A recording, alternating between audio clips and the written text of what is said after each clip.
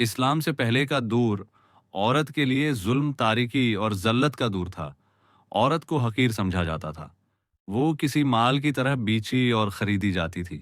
بیٹی کی پیدائش کو عار سمجھا جاتا اور اکثر باپ اپنی بیٹی کو پیدا ہوتے ہی زندہ دفن کر دیتا تھا۔ سوچیں، ایک معصوم بچی صرف اس لیے مٹی تلے دفنا دی جاتی کہ وہ لڑکی ہے۔ قرآن پاک اس ظلم پر سوال اٹھاتا ہے۔ جب زندہ دفن کی گئی لڑکی سے پوچھا جائے گا کہ وہ کس گناہ میں ماری گئی، سورۃ التکویر۔ لیکن پھر روشنی آئی، اسلام کا سورج طلوع ہوا، اور اس روشنی نے سب سے پہلے عورت کی عزت، اس کی پہچان اور اس کے مقام کو بحال کیا۔ اسلام نے عورت کو عزت بخشی، اسے انسان کے برابر درجہ دیا۔ علم، سوچ، رائے، عزت، عبادت، ہر میدان میں عورت کو حق دیا۔ رسول اکرم نے فرمایا، علم حاصل کرنا ہر مسلمان مرد اور عورت پر فرض ہے، یعنی عورت کا تعلیم حاصل کرنا صرف اجازت نہیں بلکہ ذمہ داری ہے۔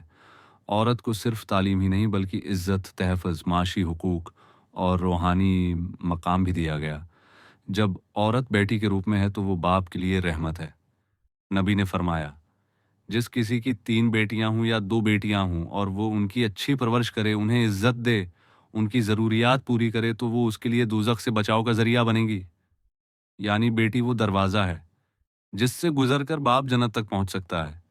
جب بیوی بنتی ہے تو وہ گھر کی سکون، راحت اور محبت کی بنیاد بنتی ہے۔ نبی نے فرمایا، تم میں سب سے بہتر وہ ہے جو اپنی بیوی کے ساتھ سب سے بہتر سلوک کرے۔ بیوی کا احترام، اس کی رضامندی، اس کی ضروریات کا خیال اسلام کا بنیادی اصول ہے۔ اسلام کہتا ہے کہ بیوی کی رضا کے بغیر نکاح جائز نہیں، اس کا مہر اس کا حق ہے اور نان و نفقہ شوہر کی ذمہ داری ہے۔ جب عورت ماں کے روپ میں آتی ہے تو پھر وہ ہستی بن جاتی ہے جس کے قدموں تلے جنت رکھ دی گئی ہے۔ ایک صحابی نے رسول اللہ سے پوچھا، یا رسول اللہ، میرے حسن سلوک کا سب سے زیادہ حقدار کون ہے؟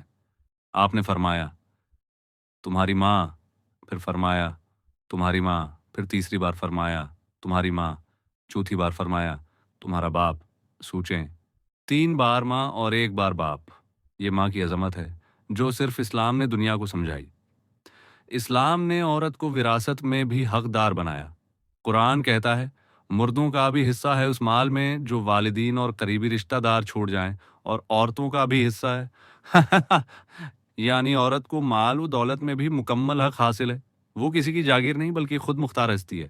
اور پھر بات آئے روحانی بلندی کی، تو اسلام کہتا ہے کہ اللہ کے نزدیک عزت والا وہ ہے جو نیک عمل کرے، چاہے وہ مرد ہو یا عورت۔ قرآن کہتا ہے، جو کوئی نیک عمل کرے گا، مرد ہو یا عورت، ہم اسے پاکیزہ زندگی عطا کریں گے اور آخرت میں بہترین بدلہ دیں گے۔ یہی اسلام ہے جہاں عورت کا مقام عبادت میں، عزت میں اور مقام میں مرد کے برابر ہے۔ پردہ، جسے بعض لوگ غلط سمجھتے ہیں، اسلام میں عزت اور حفاظت کا نشان ہے۔ قرآن کہتا ہے، اے نبی، اپنی بیویوں، بیٹیوں اور مومن عورتوں سے کہو کہ وہ اپنی چادریں اپنے اوپر لے لیا کریں تاکہ وہ پہچانی جائیں اور ستائی نہ جائیں۔ سورۃ الاحزاب۔